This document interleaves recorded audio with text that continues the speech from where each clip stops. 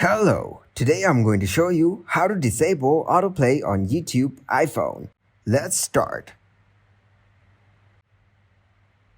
First of all, open up the YouTube app. After opening the YouTube app, click on your profile icon from the top right corner.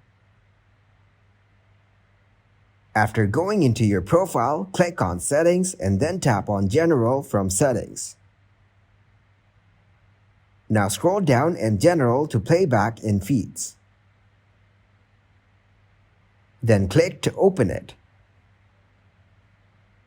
Then make sure to turn off the Playback Feeds option. So this is how you disable autoplay on YouTube iPhone. Give this video a huge like and subscribe to get more helpful videos like this. It explains me how we're solving new problems every day.